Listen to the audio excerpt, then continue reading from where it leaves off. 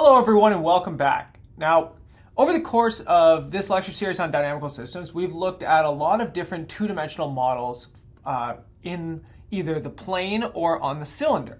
Now, in the plane, you usually have something like two unbounded directions, right? So the real numbers cross with the real numbers. Whereas with the cylinder, you have one unbounded direction, the real numbers, crossed with a periodic direction, the circle. Now, of course, based on these two examples, there is one more that we've left out, and that is whenever you have two circles, S1 crossed with S1. And actually what this leads to is a very, very famous type of equations that we can study in this lecture series called the Kuramoto model, okay? So Kuramoto is a very famous Japanese, Kuramoto, pardon me, model. He's a very famous Japanese mathematician who has both this model named after him and a partial differential equation called the Kuramoto-Shibashinsky equation. Now, in this case, we're going to look at these, what are called coupled oscillators, okay? So these are two dynamical systems that are on the circle. Each one of them has the phase space on the circle, okay? So the first one is going to take this form. We have an intrinsic frequency, omega-1, plus some coupling, and then sine of, here we have theta 2 minus theta 1. And then you have your other component here, which is going to be omega 2, its intrinsic frequency, and then some kind of coupling. Sorry, this is K2, sine of theta 1 minus theta 2. Now, you should go back and compare this a little bit with what we saw previously with the Firefly model, because it's very, very similar. It's very much related. Here we're using sine as the coupling, but you can generalize the model. Typically with the sine coupling here, that's what the Kuramoto model actually is. But what you can see here is that this is the coupling comes in the form of a phase difference, right? So the further these oscillators are from each other, the stronger the interaction is going to be. Whereas if they're sort of perfectly aligned on the circle, then there's not much that's being contributed by these coupling terms.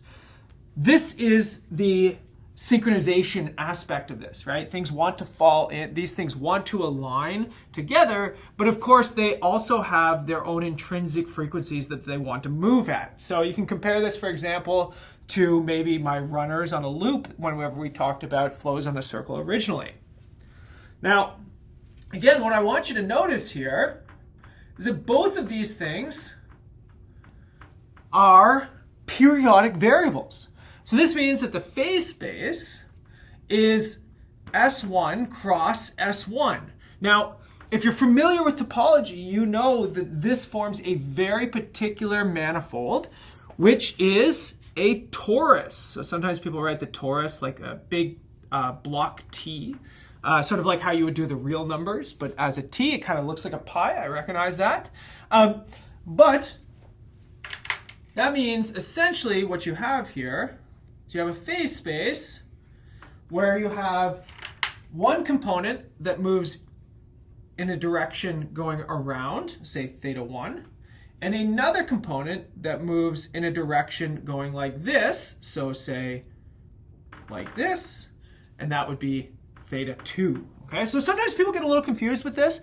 I remember when I first learned about coupled oscillators, I thought that their phase space might be a sphere, because I think of a sphere as like a two-dimensional circle. But be very, very careful here, right? There is one direction.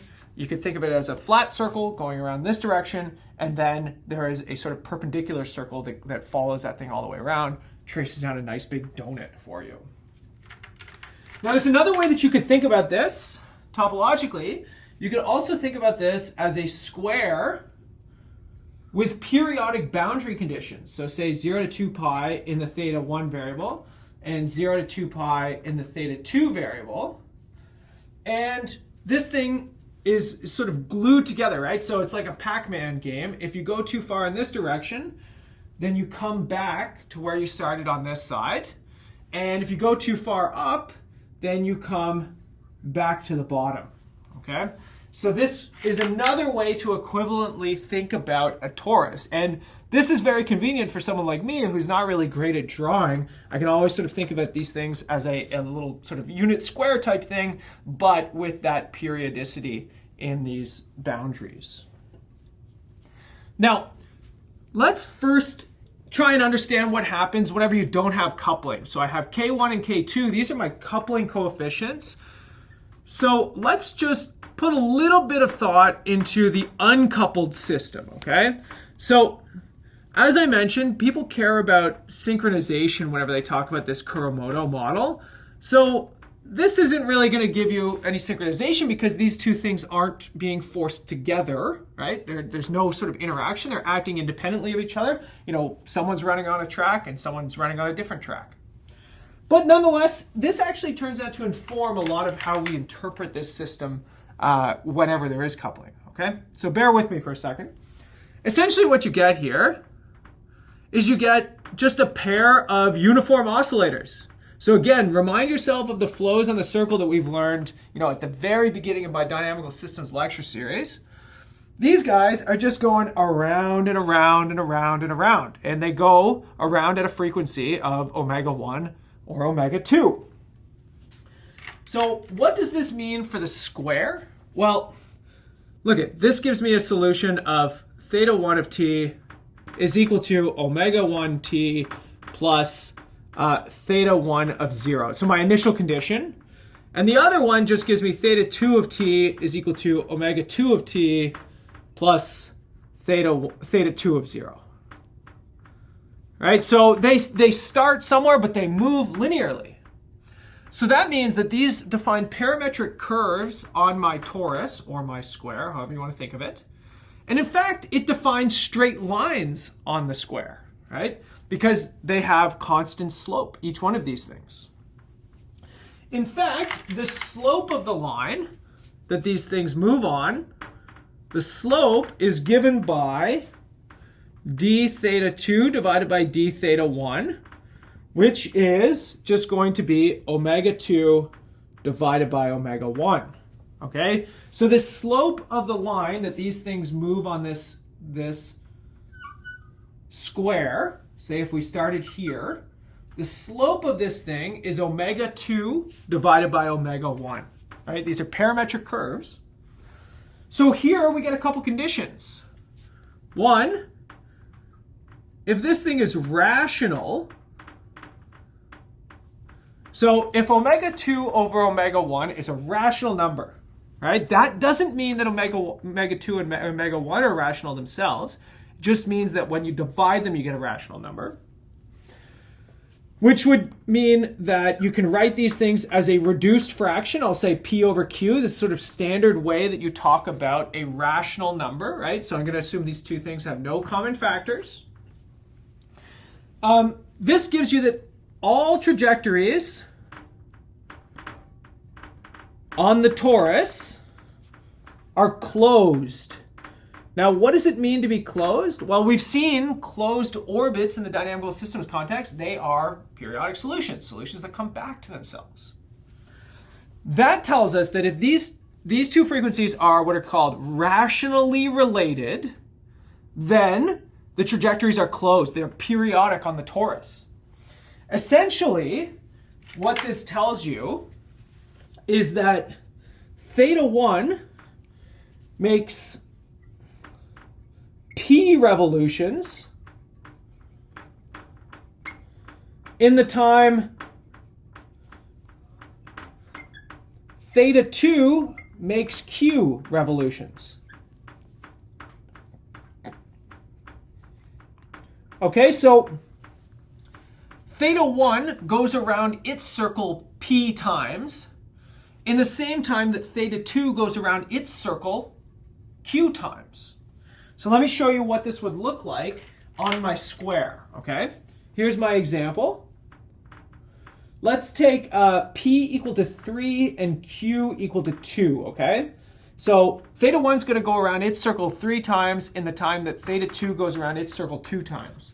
Again, you can think about this as running laps on a track, right? Maybe theta 1's faster than theta 2. So it runs at like 1.5 speed, essentially.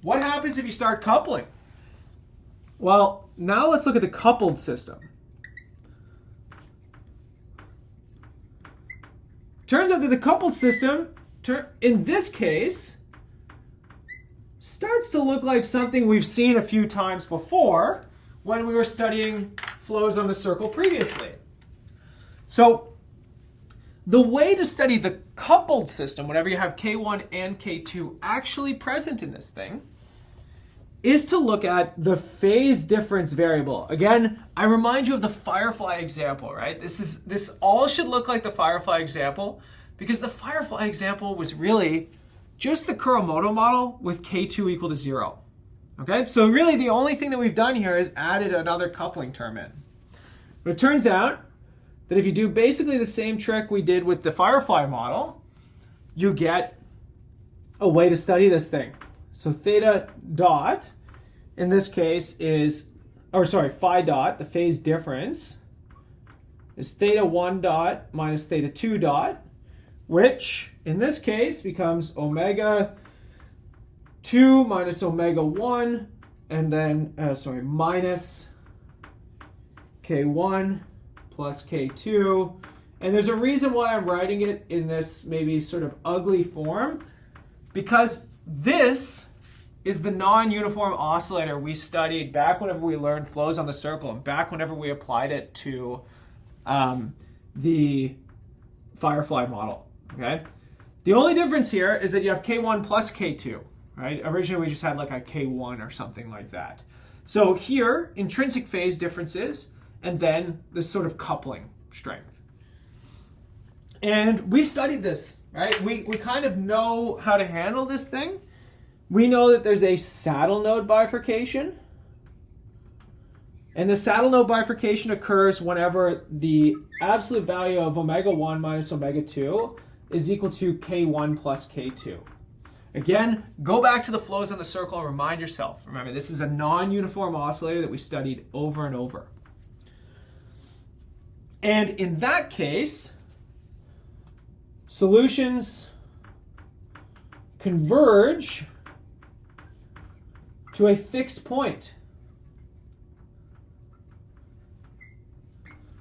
Now, again, think about what this meant for the Firefly, right? Because with the Firefly, we said that whenever the input or the stimulus blinks, the Firefly, whenever there's past the saddle node bifurcation, these things stay at a constant distance from each other, and you go stimulus blink, Firefly blink, stimulus blink, Firefly blink, stimulus blink, Firefly blink, right? And you had this beautiful synchrony. Well, think about what happens here, right? Essentially, this is saying exactly the same thing. Theta 2 completes a revolution, theta 1 completes that revolution. Theta 2 completes a revolution, theta 1 completes a revolution, right? But essentially, a fixed point of the phase difference equation means that this theta 2 and theta 1 stay exactly the same distance apart. They're synchronous. In fact, what we call them is we call them phase locked. Now, we call them phase locked because their phases are locked together, right? These theta variables, they're referred to as a phase sometimes. And so these things are locked in the sense that they stay the same distance apart, right? If theta 2 crosses the finish line, theta 1's right behind them. And in this case, theta 2 minus theta 1 is equal to some value for all time. And in this case, you can actually go backwards and you can figure out, so if you set this thing equal to 0, you can figure out based on sine of this phase locked value that the intrinsic frequency of a phase locked solution is given by, let's take a look at this, K1 times omega 2 plus K2 times omega 1 divided by K1 plus K2. Now, this might not look like it has much meaning to you, But if you think about it a little bit more, it's actually a weighted average of the frequencies, right? So if you think of the intrinsic frequency, omega 1 and omega 2, then essentially what this thing is omega 2's contribution is weighted by the coupling K1, and omega 1's contribution is weighted by the coupling K2. And essentially you take this weighted average to arrive at what's called the compromise frequency, right? You can prove that this thing is always between omega 1 and omega 2, and where it sits closer is just given by the sort of who has a stronger influence on the other one, right? So if K1 and K2 are exactly the same, then you can just factor these things out and essentially you just get an average, right?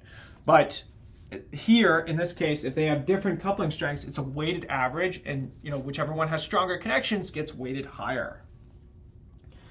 But essentially, what these phase-locked solutions are is they look just like these rational solutions that we saw previously in the uncoupled case, right? Because they become closed. Theta 1 and theta 2, they are stuck together, right? So they always remain the same distance apart, so they lie on these closed orbits. The only difference here now is the uncoupled system is nonlinear, and so you can have convergence to the stable phase-locked solution, right? So what you might have, if I can draw on this thing again, if this is my phase-locked solution, you might get something that is converging into it, right? So you have nonlinear effects now. And that would also mean that there's going to be an unstable solution that sort of separates out all of these things. And we know that this exists because a saddle node bifurcation comes in pairs. So this is actually quite interesting because even though this saddle node bifurcation is put in the form of a steady state for the phase difference, technically the phase-locked solution is a periodic solution, right? It's a closed trajectory on a torus, meaning that this is a saddle node bifurcation of limit cycles, even though we disguised it into a steady state thing. The same thing that we kind of did in the previous video where we looked at the radial components and disguised saddle node bifurcations of limit cycles as steady state bifurcations in the radial components. So we just, you have to be clever about these things, but you can do it. Now what happens when there's no phase locking, right? So before or after the saddle node bifurcation, depending on what side you're on. If there's no steady states, we just go around and around and around and around and around. Just like the quasi-periodic solutions. There's nothing to catch you, right? There's no stable solutions anymore. There's no phase-locked solutions. You just keep going around and around and around completely asynchronously, okay? And essentially when that's going to happen is basically when your coupling is too small relative to your intrinsic frequencies, right? So again, if you think about this as sort of runners on a track, one of them is running way faster than the other, and their interest in sort of linking up is very, very low, right? I am much more interested in just lapping you as much as possible, and so I'm not really thinking or taking your position into consideration. Whereas maybe if you're out running with a friend, yeah, you run at different speeds, but you try to couple yourself. You try to synchronize yourself because you're interested in running together, right? That's sort of how you can interpret these things. And so really, the coupled and the uncoupled case, the uncoupled case between the rational and the irrational really sort of describes a lot of what we're seeing for the coupled case. Now, where things really get crazy is if you start adding more and more oscillators, right? So you can add theta 3 is equal to omega 3, and then you can put more coupling on this, right? K3 sine, and you can take sine of differences of all of the phases and sum them up. That's the typical Kuramoto model whenever you do this for lots and lots of oscillators, right? So think about lots and lots of fireflies all synchronizing together. It's the same basic properties here. You still get saddle node bifurcations that give you phase locking. And so just being able to study this in 2 dimensions at least gives us a little bit of insight into how complex or what we should expect in higher dimensions as well. Okay, so that was your sort of crash course on coupled oscillators and quasi-periodicity. When we come back in the next video, we're going to talk a little bit about ergodic theory. And in fact, it has a lot to do with what we just saw right here. So I'll see you in the next video, everybody.